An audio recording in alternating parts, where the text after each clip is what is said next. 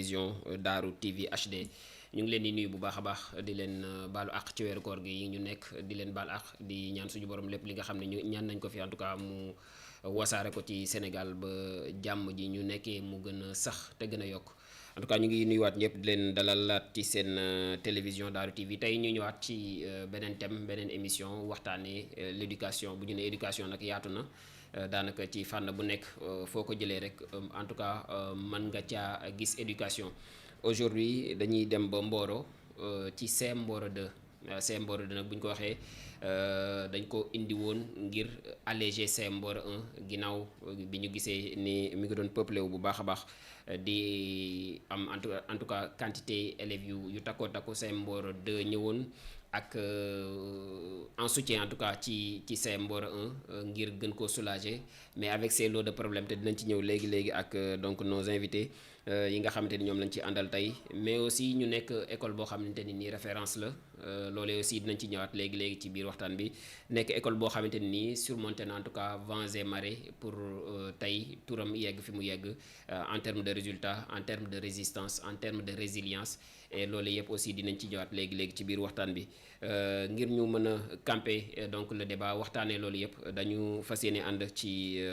jotaay bi ak monsieur El Hadji Lamine Diaw moom professeur la ci CEM Mboro 2 depuis 2018 ak monsieur Mamadou Sarr moom itam di professeur ci CEM Mboro 2 daañu waxtaanee les 10 ans d'existence du CEM Mboro 2 notamment waaye balaa loolu ma bàyyi leen rek ñu nuyoog téléspectateurs yu Daaru TV nuyoog téléspectateurs yu Mboro ou arrondissement bu Mewane bi bu ko defee ñu doog a dugg ci waxtaan bi monsieur El Hadji Lamine Diaw ñu ngi leen nuyu bu baax a baax di la dalal ci Daaru TV. Merci beaucoup maa ngi lay fay bu baax j'en profite de l'occasion et remercier d'abord là où je venais au sein de ma famille qui est le CEM Mboro 2 et le principal en l'occurrence waaw moom maay sant ñëpp di gërëm ñëpp surtout la ville de Mboro. principal est-ce que mi ngi woor fàtte woon naa leen ko laaj monsieur Lo. non Lo mooy woor bu baax. monsieur Lo borom œil. oui non un principal de qualité. waay ku humble principal humble. Ouais, franchement qui est courtois. Et qui est au service de sa communauté. Absolument. Et là on le salue de passage. Mais comme avant d'y entrer dans le but du sujet quand même je vous remercie. ok donc mu ngi feggoog naataangoom di monsieur Mamadou Sarr yow itam ñu ngi lay nuyu bu baax a baax di la dalal ci Daaru TV. jërëjëf si dalal bi ñu ngi leen di sant bu baax di leen gërëm di nuyu aussi communauté bi nekkee mi Mboro Daaru Xuddus di leen nuyu ñun ñëpp di leen ziar di leen balu àq bu baax di leen balu àq si koor gi di leen ñaanal li des si koor gi yàlla tural ay xéwal yu bëree macha allah. amiin tamit fooy na fi ñu jógee comme suñu président nu mu ko waxee ñuy ne suñu collègues yëpp ñuy ne daal ñëpp élèves yi professeurs yi ñëpp daal ñu leen ziar leen bu baax a baax. macha allah mu nekk donc monsieur Sarr ak monsieur Diaw ñu war a waxtaanee les 10 ans d'existence du CEM donc Mboro 2 mënuñoo waxtaanee nag 10 ans d'existence te duñ commencé ca tàmbali ga ca ndorteel ga mooy fii CEM bi dooree je pense que am na lu ma ci fàttaliku.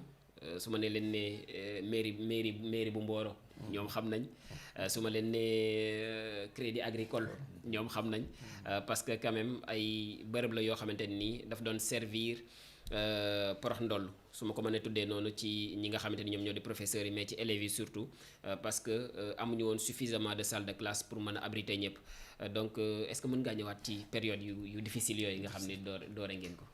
merci beaucoup question la yoo xamante ni daf may gën a neex di ko tontu. waaw parce que question la yoo xamante ni vous n'êtes pas sans savoir que cette année notre première génération font le master 1. Effectivement. Le master 1, cela veut dire là où Mboro 2 a quitté et aujourd'hui là où nous y sommes, ça a été un travail d'ensemble. Un travail yoo xamante ni du man kese am na yeneen collègues. Parce que je peux dire carrément monsieur Lo fu mu jëlee école bi. parce que il avait trouvé l'intérim mu ñëw jël comment dirais-je l'école.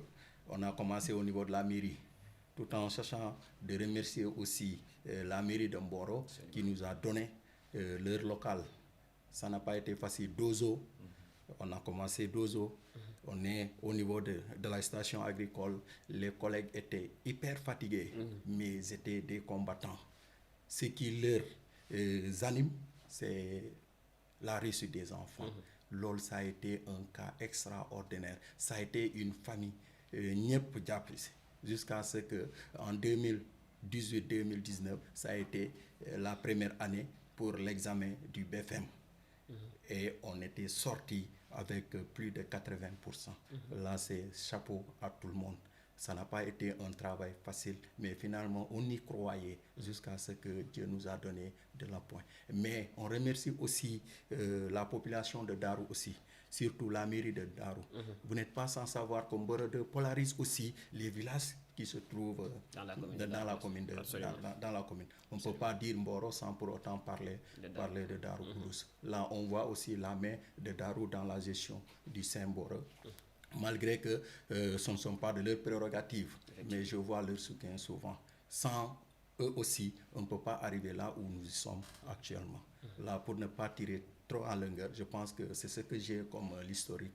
Et ça n'a pas été facile, mais ça a été un plaisir aussi de se voir actuellement au Saint-Mboro 2. Parce qu'une fois arrivé aujourd'hui au Mboro 2, je pense qu'il y a une satisfaction. Et il y a un travail qui a été fait. xam naa dinaa ñëwaat ci yow ci anecdote ba ngeen di doon mais monsieur Sall malgré difficulté yi dégg nga lu mu wax léegi taux de réussite de plus de 80% ci BFM mu nekk première participation bu CM bi lan moo nekkoon secret bi. Bon secret bi moom du nekk leneen lu dul liggéey bu xaw a métti ndax d'autant plus que yaa ngi xool fekk yi nga am ay salle de classe yu nekk mairie am ay salle de classe yu nekk dozo sans compter yi nekk au niveau du Saint-Mboro 2. Donc difficulté bi ñuy déjà bu ñu war a commencer à imaginer mooy le fait que élève bi war a wàcc fii 10 heures mairie war a dem encore au niveau du CM am fa cours. CM boobu ay xaxam kese la. Voilà war a dox boobu distance même aussi au niveau des collègues collègue bi war a wàcc 10 heures au niveau de la mairie war a am cours à partir de 10 heures au niveau de Mboro 2 war a waaxu gaawantu bañ a retard avec toutes ces difficultés malgré cela ñu réussir am des pourcentages de 80 et quelques pourcents ça veut dire tout simplement que liggéey moom du réer borom ñàkk du réer borom te liggéey bu métti la woon si bàggante bu métti élèves yi aussi tamit ñu nekk ay jàmbaar góorgóorlu bu baax suivre aussi seen instruction ndax des fois sama benn xarit li may wax rek koo fekk mu bàyyi jàng wala ñu dàq rek dëgër bopp moo ko waral ndax danaan kat 1 plus 1 égale 2 moom mu ne déedéet égal c'est pas égal à 2 donc si dëgër bopp boobu moo xëy na élèves yi amuñu boobu dëgër bopp amuñu boobu benn compréhension suivre instruction yi respecter consigne bi li leen di laaj gën leen aussi préparer si le fait sur les examens élèves yi aussi ñoo indi ces bons résultats et depuis là aussi nous pouvons toujours constater que Mboro 2 a toujours le taux de 80% ou plus soit 80 81 ou 83 mais boobu léegi wàcc moom du koy faral di def. lan nga fa dund loo dul fàtteeti. balaa ma ñëw ci monsieur Diaw. pratiquement man je suis venu là-bas depuis janvier 2022. 2022 donc pratiquement. non yow commencé nga fekk muy commencé neex. fekk naa mu kii mais néanmoins aussi depuis mon arrivée aussi j'ai remarqué il y a beaucoup de changements au niveau du CM. au niveau à savoir sur les fleurs sur les bâtiments et autres vraiment aussi notre principal aussi on le salue au passage parce que vraiment liggéey na fa aussi liggéey bu am solo. man j'ai fait là-bas que 4 ans mais durant ces 4 ans ba mu ñëwee la ma fa fekk fu mu toll am na changement bu bëri donc vraiment dëgg yàlla moom liggéey na si bu baax a baax. maintenant si li ma fa dund si xëy na des fois pression wu élèves yi. bon des fois da nga koy jëlee comme lu xaw a métti mais juste un plaisir. ndax des fois da ngay xëy doo sawar yaram bi xaw a tayal. mais nga forcé ne naa dem. nga dem le fait que nga gis élèves yi avec les discussions et tout ça leur communication leurs échanges et autres yow da ngay commencer sawaraat ci saa si sans autant que yow du piqûre du garab boo naan donc ce simple plaisir vraiment dëgg yàlla moom ça nous a beaucoup marqué là. monsieur Diaw. Oui. yow moom 2018 moom fekk nga période vache maigre bi. Oui, effectivement. J'ai trouvé ici, comment dirais-je, Dozo, qui était au sein de la mairie de Mboro. Le lycée aussi, et en plus la station agricole. Moi, je m'en limitais uniquement au niveau de la station agricole. C'est là où j'avais les deux troisièmes. Mais ça a été compliqué pour tout le monde. L'administration, les collègues, les parents d'élèves. Parce qu'il y a l'insécurité de un élève qui quitte au niveau du lycée. Mu jóge lycée war a dem Dozo. Jóge Dozo war a dem station agricole. Ci diggante boobu noonu bu dara dal fa dal ko xam ne loolu problème lay indi. on aurait aimé et on l'avait souhaité que cela puisse être dans un cadre convivial. Ça a été le combat de tout le monde. Mais finalement, en 2019, on a commencé à 2019-2020, on a rejoint presque notre local. Mais franchement, le début n'a pas été fameux. Il y avait que presque un désert de Sahara qui était là-bas. Mais finalement, on a su gérer et implanter des arbres et pouvoir côtoyer les bonnes volontés jusqu'à ce que Mboro 2 devienne ce qu'il est aujourd'hui. mu am beneen période bu nekk ci diggante muy période de transition bi. ginnaaw abri provisoire yi.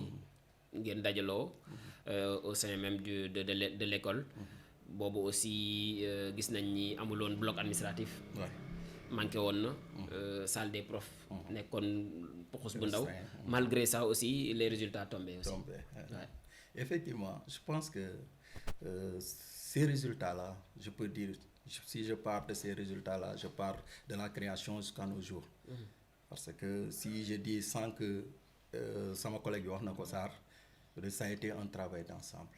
boo gisee say élèves tu essaies de surpasser li nekk ci yow nga gën koo génne.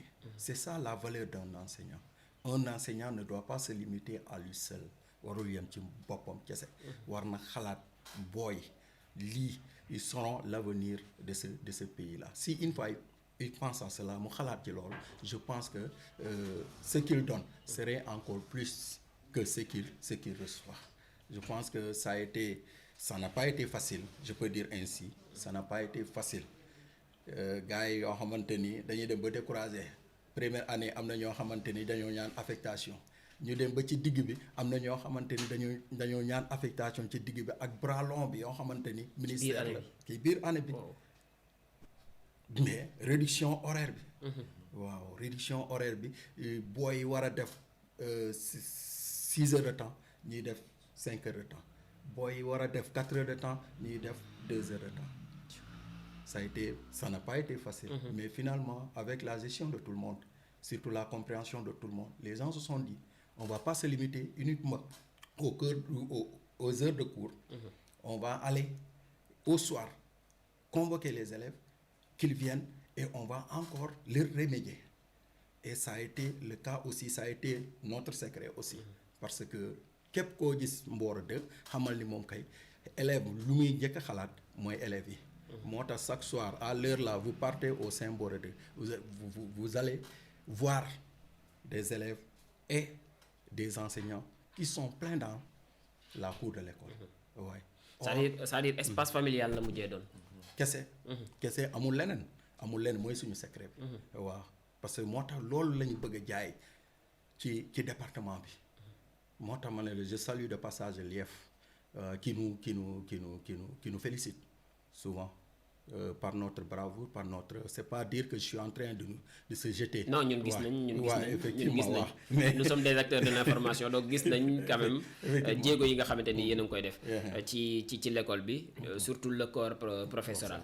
mën nañ leen en tout cas defal chapeau bas ci vraiment effort yi nga xam ne yéen a ngi koy def. parce que y a pas mal d'innovation yoo xamante ni dégguñu ko ci beneen école bu dul CM Mboro 2 sincèrement. muy journée d'excellence. muy création de bibliothèque. muy levée de fonds yi ngeen doon def pour en tout cas yu bari jëmul ci yéen. mais mu ngi jëm ci biir l'école bi. dogguma la merci beaucoup de passage. L'initiateur d'une manière générale qui a pu créer le nom au niveau. Cela veut dire en disant carrément c'est Mboro 2 man la yow la ñun la. Cela veut dire ça a été créé par notre collègue. Maïkor, waaw un gars qu'on le salue de passage. Très actif. Qui met toujours sa main dans la pâte.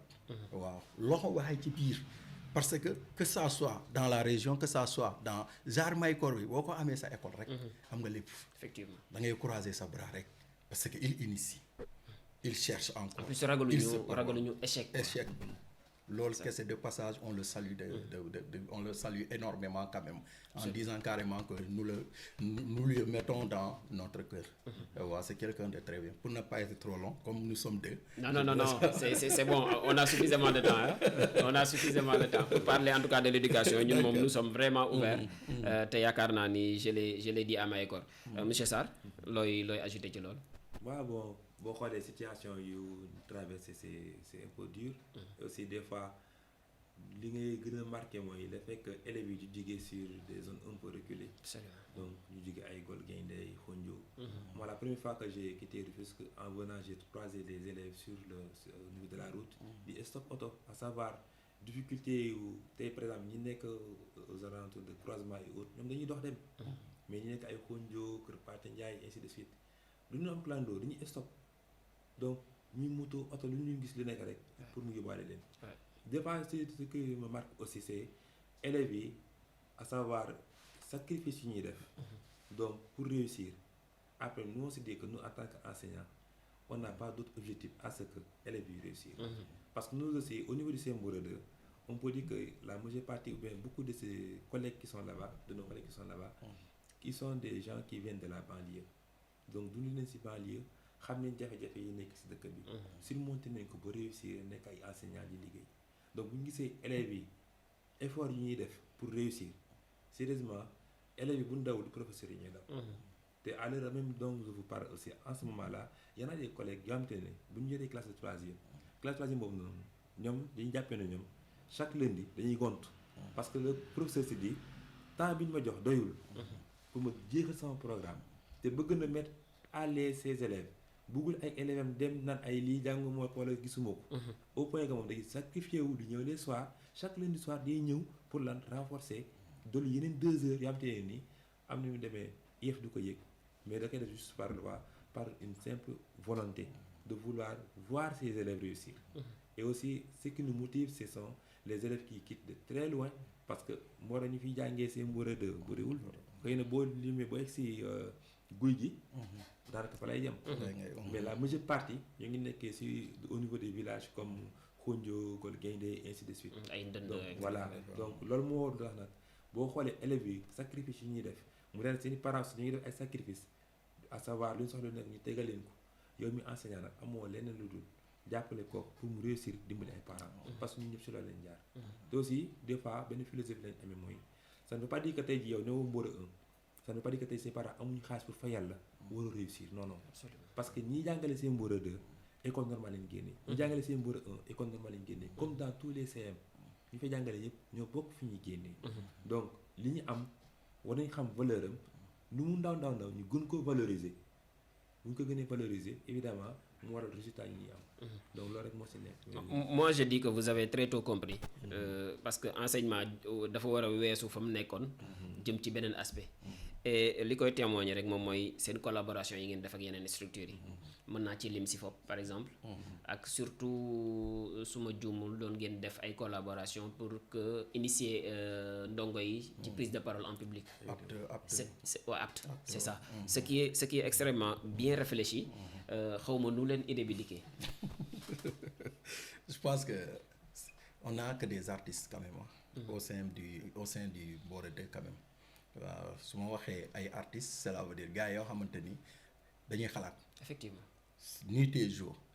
guddi bëccëg presque matin instant bi moom kay ñoo ngi ci xalaat bi xalaat boobu noonu fu muy jëmale c'est la réussite de l'établissement surtout particulièrement l'élève.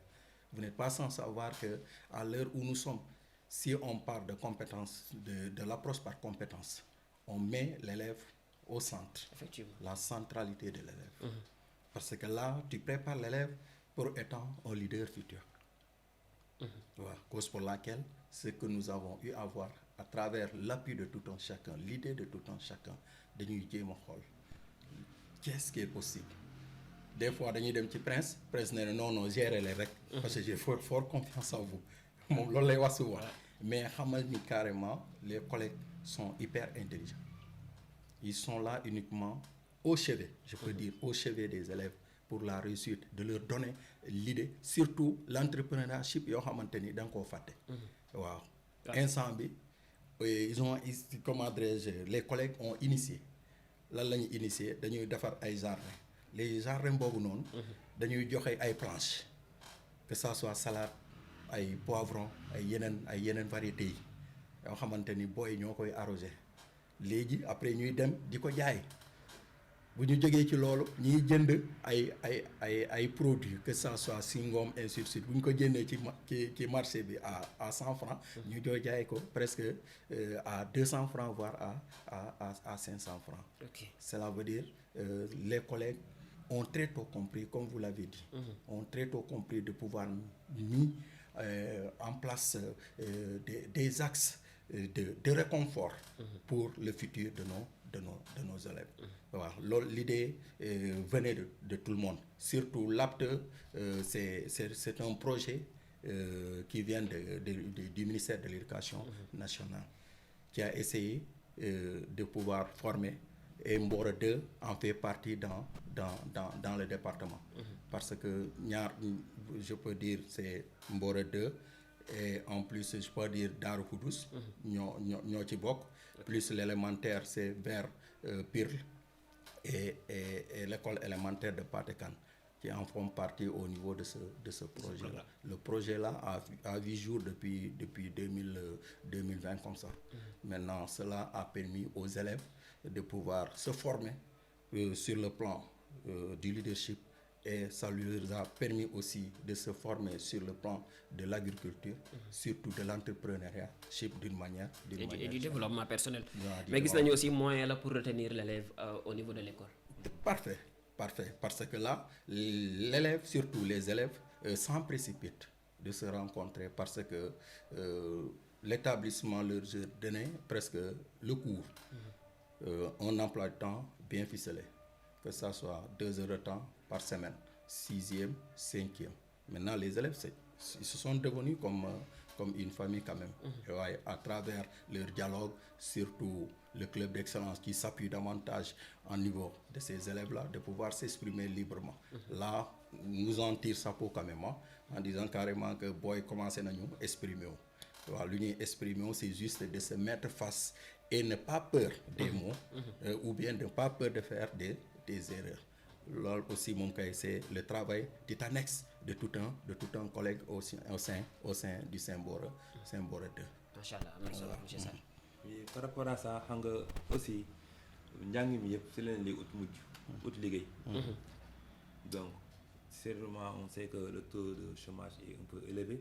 Donc aussi élèves yi boo koy jàngal tel ko préparer sur l'entrepreneuriat, cela veut dire war na mën a boole jàng mi ak liggéey. Effectivement. Des fois ma des ci ay élèves am te nii dañ lay da ngay daje ci marché bi ñu ne la man boutique bii laa nekk di jaayee pendant les vacances wala vacances yi si lii laay liggéey. Donc toujours da leen di aussi inciter à ce que njàng mi ñu koy boole liggéey parce que ëllëg si li ñu nekk di liggéey war nañu ko mën a améliorer selon compétence yi ñu am ci jàng mi. Donc foofu la entrepreneuriat di gën a amee solo. lu ko mooy élève bi day jàng ba am ay kayitam pare obligé ut liggéey nekk loolu liggéeyam. à savoir war a ut liggéey loolu mooy nekk liggéeyam di xëy di war a ut liggéey rek. ndax pour éviter ceci donc c'est mieux élèves yi ngeen di teel a initier sur quoi l'entrepreneuriat, à savoir war nga mën a créer benn business bu ndaw boole ko jàng. et ceci aussi certains qui ont fait l'université peuvent aussi en témoigner. da ngay gis étudiant bu nga xam te day jàng. mais en même temps mu ngi nekk di jaayaale ci suuf. wala muy livré. di livrer évidemment parce que tout simplement même ceux qui sont au niveau de l'Europe, qu'est-ce qu'ils font dañuy boole jàng ak liggéey. Maintenant pourquoi ñun élèves yi ñu war ko mën a bàyyi rek lan jàng vacances jot mu dem tëdd nelaw. Pourquoi mu ñu war ko bàyyi lan juste école jàng wàccee tëdd. Dans ce cas dana mujj élève di xaw étouffé aussi lan ay leçons kese. Il faut aussi des fois nga indi ko benn taabamte yi nii dina jëm utiliser xelam jëm ko dugg si leneen am te nii ëllëg mën na koo jëriñ. parce que aussi jàng taxut a tekki. ñàkk jàng xëy taxut a tekki. mais boo boolee ñaar yi mën nga am chance su tekki nu mu gën a gaaw. donc loolu mooy li si nekk. Absolument mu nekk lu am solo lool donc pour camper en tout cas loolu yëpp c'était pour am prétexte dugg ci deuxième partie bi ñoom donc di l'amicale du personnel bi nga xam ne ñoom ñoo compté en tout cas fêter les 10 ans du CM Mboro 2 loolu nag reconnaissance la bu ñu demee ba personnel bu école jël initiative ni ñoom ñooy fêter les 10 ans de l'école loolu day wane rek seen ancrage wala seen attachement par rapport ak li nga xamante ni moom moo di établissement bi ci noonee ñu ngeen jàpp ñetti bés muy le 9 le 10 ak le 11 di ñetti fan yoo xamante ni en tout cas am ngeen pas mal d'activités yoo xamante ni nas ngeen ko ci. 16 17 18. Ouais, parce Ok. que le 9, ça a plongé, cette date-là se sont plongées juste dans la période fêtes. des congés des congés de Pâques. ok Ouais, des congés Ok. de Pâques, ouais. ok donc da ngeen a modifier Léegi ñu modifié du le 16 17 et 18. donc est-ce que mën nga rappeler activités yi nga xam ne jàpp ngeen ko du 16 donc au 17 muy ñetti fan yoo xamante ni c'est pour fêter en tout cas li nga xamante ni moom moo di les 10 ans Allez-y, d'existence vas-y, du vas-y, Semboro vas-y, du vas-y. Semboro Non, vas-y, Adja. ñu ngi koy buuxante. Vas-y. Donc pour le siège, ce qu'on avait prévu, c'est de faire un investissement humain, à savoir nettoyage au niveau de l'établissement et aux alentours. Donc là, on prépare le 16, juste à partir de 16 heures. Mais toutefois, on peut toujours reconstituer l'heure, mais on l'a prévu à partir de 16 heures, investissement humain, ci au sein même de au l'école. sein de l'école et aussi aux alentours de l'école. Donc le monde est programmé au niveau du 16. Donc le 17 aussi, on a prévu quoi de faire, à savoir une service communautaire comme HTA, donc avec l'appui évidemment de notre case de santé qui est ici au niveau Oui, de consultation Voilà, gratuite consultation et gratuite dépistage. et dépistage aussi pour le diabète. Donc là aussi j'en profite concernant aussi le diabète, c'est mieux aussi de prendre le devant, sensibiliser la population sur le diabète et surtout sur les crises des diabétiques. Et comment réagir.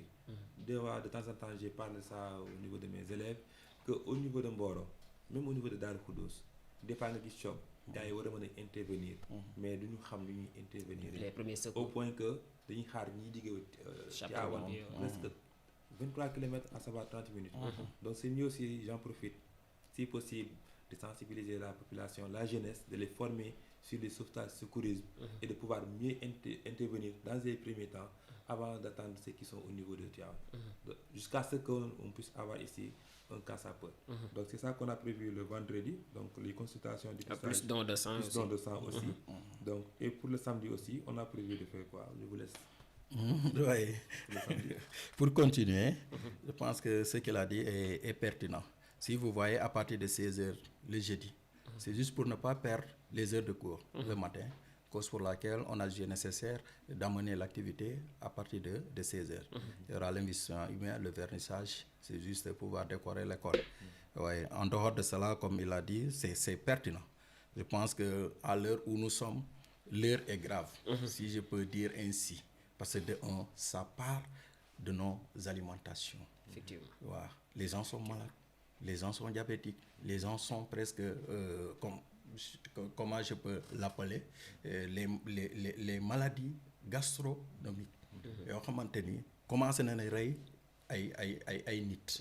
Maintenant, comment prendre les devants? Comme il l'a si bien dit, il va falloir qu'on soit un relais de sensibilisation, un relais qui permettra juste de mettre la population en avant de leur destin, si je peux m'exprimer ainsi. Maintenant, pour le samedi, il y aura un forum sur les difficultés du Semboro 2, comme on l'avait entamé. Maintenant, il y aura aussi exposition de films, il y aura témoignage de tous les acteurs éducatifs du Semboro 2. Et le soir, à partir de 16h, il y aura un concert. On commence l'activité d'une manière importante et terminer en apothéose. Voilà, c'est l'essentiel. S'ajoute au niveau du goût, si je peux m'exprimer ainsi. Parce que le concert permet aux élèves de pouvoir se défouler davantage. Parce que les 3 jours d'activité, on ne peut pas se limiter ou bien s'engouffrer uniquement dans une salle pour parler de quelque chose de très important, sans pour autant donner un moment aux élèves de pouvoir s'exprimer leur vie davantage, le concert. Parce que ce concert-là serait un atout pour le collectif. Ouais, parce que ce serait aussi un atout aussi pour la population. On va sensibiliser davantage à travers un rappeur qui sera de nos côtés pour pouvoir sensibiliser surtout les vies et actes de tout un chacun au niveau de l'établissement. waaw En tout cas la majeure partie des activités ciblées. daanaka don de soi la. lépp da ngeen inciter les élèves ci citoyenneté ci don de soi. lu waral loolu. très bien xam nga si citoyenneté bi parce que à l'heure là si on pousse l'élève à se contribuer parce que il va falloir qu'on essaie de former l'élève dès le bas âge le don de soi. Vous me permettez de pouvoir entrer un peu au niveau de la politique. Donc le PASTEF, regardez quand même ce qu'ils ont trouvé ici. Ça a été un cas énorme. Les gens ne se contribuaient pas pour pouvoir nourrir le parti. Autant. Maintenant, l'arrivée... C'est le parti qui le nourrit. Ouais, c'est ça. Wow, c'est le parti qui le nourrit. Maintenant, à l'arrivée du PASTEF a changé l'idéologie. C'est juste de dire carrément, il va falloir que tout le monde essaie de mettre la main dans la pâte pour qu'on puisse réussir. Parce que bu dee kii la ma gis Sarr kese ma ne ko non Sarr moom kay xaaral moom moo yor dara. bàyyi ma côtoyer ko. Cela veut dire ça serait presque une vue des opportunistes. Et or, l'élève dès le bas âge, tu lui inculques ces valeurs cardinales en lui disant carrément que tu dois essayer de faire d'une manière volontaire. Parce que boo defee ci volontariat bi moo lay permettre ëllëg si tu gagneras en retour sans pour autant penser que tu dois gagner cela. Ouais, c'est important aussi, cause pour laquelle ça a été l'idéologie de tout le monde. Les enfants se sont mobilisés, ils se sont entrés dans les salles pour pouvoir sensibiliser et en plus ils sont dans les quartiers pour sensibiliser davantage. Maintenant, ces activités-là, on veut dépenser moins et gagner plus, tout en sachant qu'on doit faire dans le volontarisme. Waaw c'est ça quoi pour ne pas dire. Et par rapport à ça, xëy na fi ñuy war a indiquer mooy dans des pays développés, li ñu gis mooy élèves yi par exemple ñooy gérer tout ce qui est nettoyage de leur école. Seen école di am benn image boo xamante ne ñëpp dañ leen di bëgg. ñëpp dañ leen di naw seen rakk sax dañuy bëgg gaaw jàngee foofu jaar foofu seen mag jaar donc loolu bu amee dafay que ñoom ñoo njëkk d'abord si entretenir seeni locaux mu war a doon soit boobu faaw mu ñëw donc foofu la njëkkee si d'abord si élèves yi beneen bi aussi tey jii nii élèves yi on les prépare à quoi par exemple au niveau des dépistage sur HTA au niveau du diabète là on les sensibilise encore de se poser la question. Ces maladies, qu'est-ce qui est à l'origine? Comment les éviter? Et aussi, sur le don de sang, on les prépare à quoi? Ces dons de sang qu'on fait, ces poches de sang, où est-ce qu'ils vont? À quoi ils vont servir? Au point que vous n'aimez pas nekk mag, loo fekk na déjà inculpé nañ ko si ñoom. Ay valeurs lañ. Voilà, ay valeurs yu ñuy jëm a def si ñoom. Donc, loolu moo waral ces activités et toujours on prépare cette génération, on prépare des générations. Pourquoi? Pour que demain, image yu Mboro mën a changer. ñi koy changer mooy xale yi ñun ñuy xeeb peut-être ñeneen ñi ñuy xeeb mais ñun da leen di valoriser parce que ñoom ñu war a nekk tey jii ñoom te ñooy jiite ëllëg cette partie de Mboro war ko développer war ko changer. Donc pour pouvoir programmer ce changement à long terme ñu njëkkee d'abord sur ces enfants sur ces élèves. Sur quoi? Faire un don de soi sur d'abord ce local, d'abord un corps sain, évidemment on peut y mettre un esprit sain. D'accord? Et puis faire quoi? Se sensibiliser sur quoi? Les maladies cardiovasculaires et autres, les diabètes et autres. Au point que ñoom ñu mën commencer lii lu koy joxe. Lekk nangam moo koy joxe. Lii jar na éviter. Donc dès l'instant, à partir de cela, ils pourront maintenant commencer à sensibiliser leurs parents donc à la maison. Ainsi de suite. Donc juste un don de soi. Maintenant, nous aussi derrière, nous sommes en train de faire ces activités pour que aussi toutes les recettes qu'on puisse y obtenir, on pourra y reverser ça au niveau de l'école, donc améliorer les conditions pour les collègues comme aussi pour les apprenants. Donc loolu moo nekk objectif bi aussi. fan la bibliothèque bi toll. Très bien, une très bonne question quand même. Parce que je peux dire l'année d'avant, on a eu à initier un concert pour le bibliothèque et lancer des soutiens. Et jusqu'à présent, nous attendons une partie qui sera réservée pour une bibliothèque. Mais les livres se sont mis à la disposition des élèves. Ouais. Maintenant, on attend juste parce que, vous savez, la construction n'est pas facile. Ouais, il faut une somme aussi colossale, une somme qui permettra à la réalisation. Mais nous y sommes. Voilà, nous avons actuellement en caisse, on peut dire, ça tournait autour de 800. Ouais, ça tournait autour de 800 et nous y attendons aussi la contribution, surtout le soutien des autorités pour qu'on puisse y mettre une bibliothèque digne de son nom. Ouais, parce que vous n'êtes pas sans savoir, une bibliothèque dans une commune, c'est pouvoir former des cadres. Parce que si on voit à Mboro, il y a une bibliothèque qui se trouve au niveau d'Escale, à la pharmacie Escale, et en plus au lycée. Maintenant, pour donner aussi à nos enfants, surtout à nos apprenants, le goût de la lecture, il va falloir qu'on essaie d'implanter des bibliothèques partout. Ce dont nous avons pensé, ce dont nous y étons, mais finalement, jusqu'à présent, la réalisation reste à être concrétisée. Pourquoi? Parce que les moyens font défaut énormément quand même. Par leur canal, nous aimerions que cela soit acté par vos canaux pour que les autorités puissent venir en appoint et soutenir l'établissement, surtout le Mboro 2. bi ñu ko lancé léegi matul 2 ans.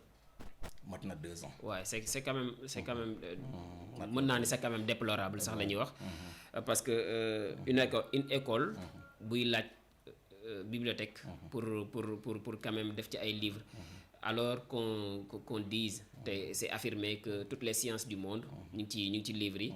Je pense que ci moment boo xamante nii suñu communes yi ñu ngi jooy ay njiit, ñu ngi jooy ay DG, ñu ngi jooy ay ministres, ñu ngi jooy ay députés yoo xamante ni nañu mën a teewal fa ñuy jëlee décisions yi. C'est le moment quand même ñu investir ci loolu te ku investir ci doomu aadama, je pense que investir nga ci li ñuy defaree réew, li ñuy defaree gox. Donc autant pour moi te ku nekk en tout cas sa gox mu baax buñ ko boolee moom mooy doon li nga xamante ni moom mooy njëriñu Sénégal.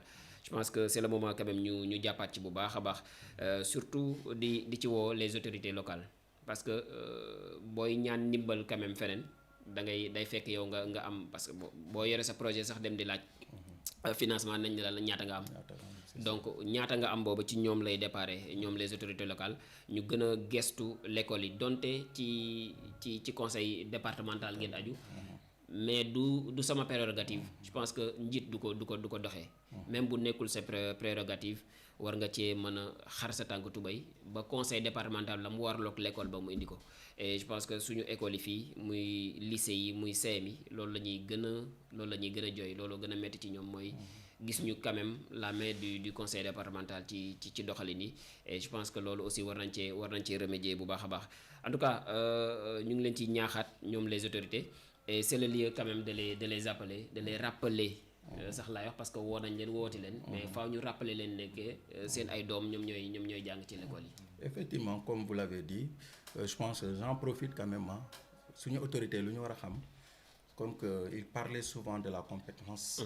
waaw mais une compétence est souvent transférée. Effectivement. Parce que bu ñu jógee ci élémentaire yi booy y a presque une longévité qui continue et ça passe au niveau du CEM et au lycée.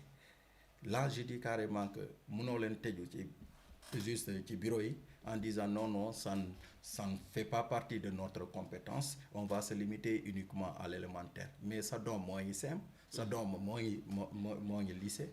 Mais pourquoi pas de ne pas venir en appoint? Parce que le problème c'est quoi au niveau du CEM Mboro 2 balaa ngay tabax bibliothèque il faut nga xalaat ci salle de classe. élèves fu ñu war a jàngee.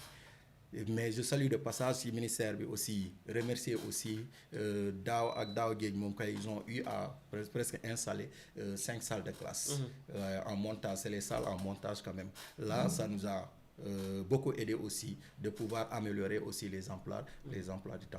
Là cela je peux dire carrément on appelle toutes les autorités de la commune, que ça soit les deux communes, Mboro et Darou. Vous n'êtes pas sans savoir, comme j'ai l'habitude de dire, parce que Khondio fait partie de Darou, Dendekad fait partie de Darou et comment dirais-je, Golgaïdé aussi fait partie de Darou.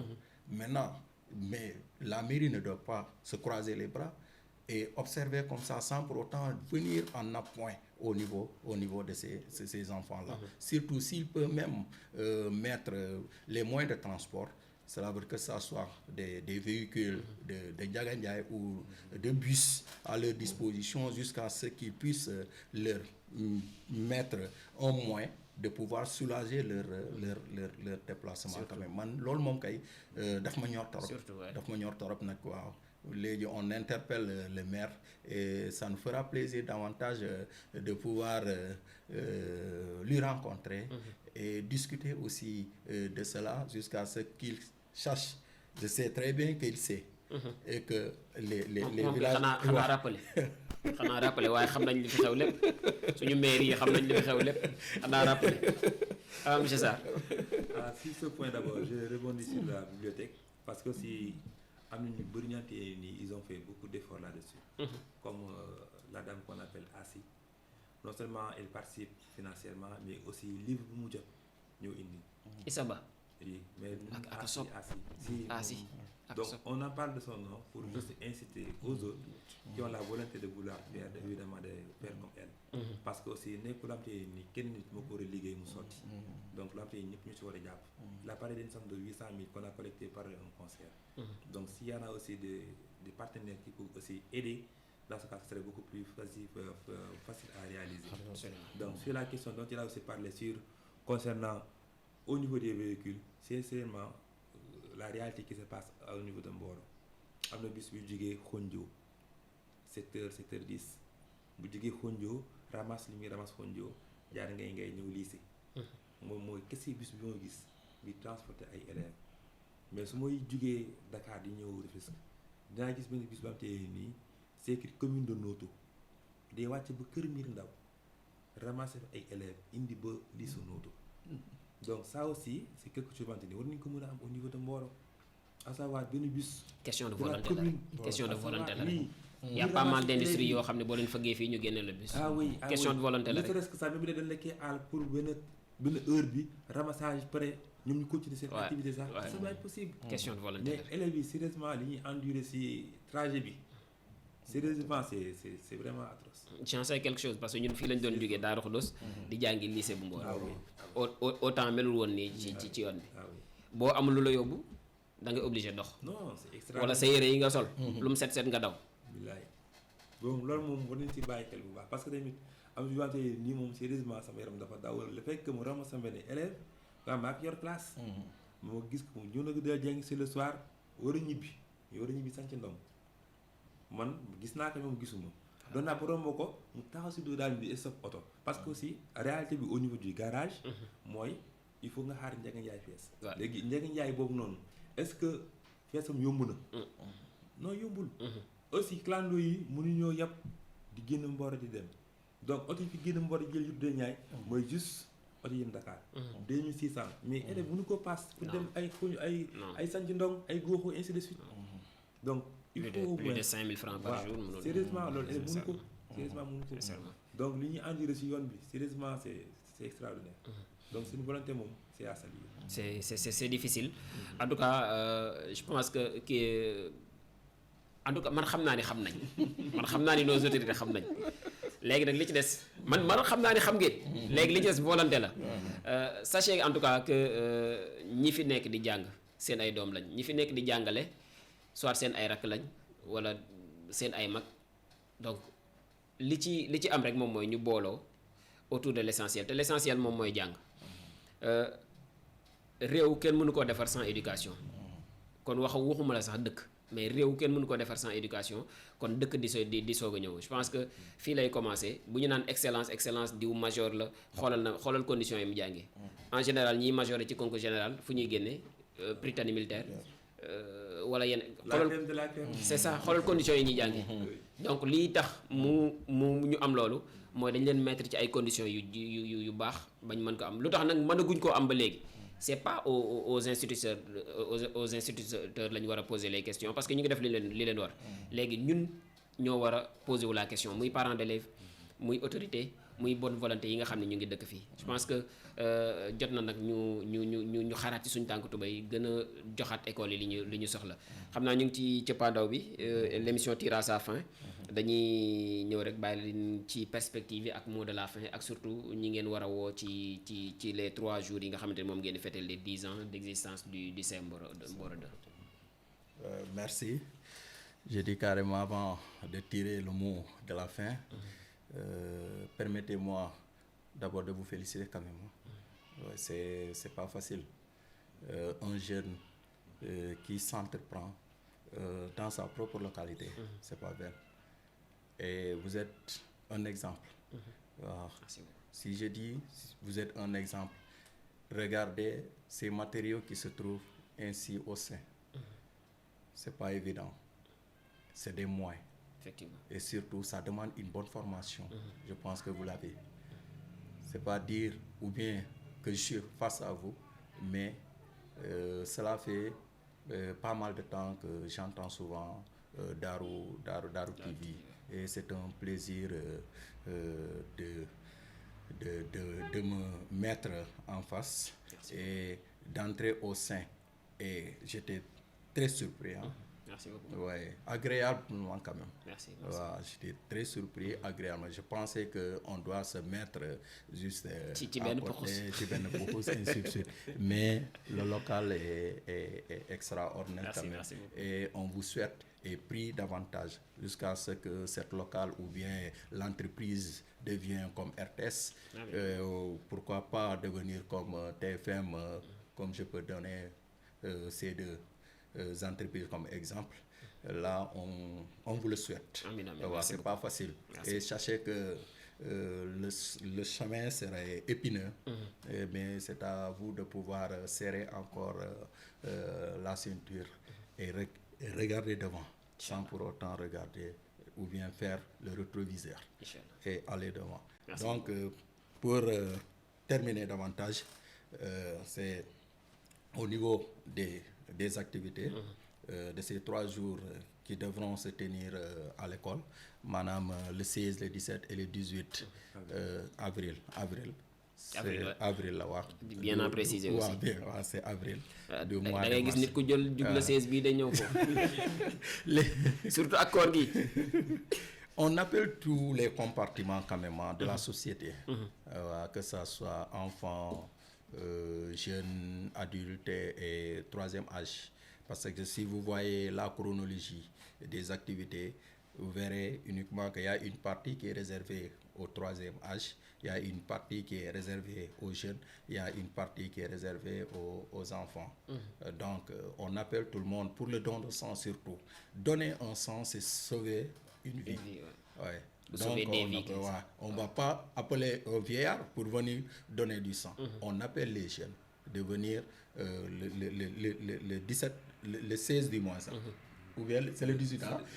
Le 18, on appelle tout le monde de venir donner du sang et sauver des vies. Parce que la banque, elle est en carence. Elle est en carence, on appelle tout le monde. Parce que si une fois vous donnez un sang, tu peux même sauver ta propre famille. Un membre de ta famille, on ne sait pas.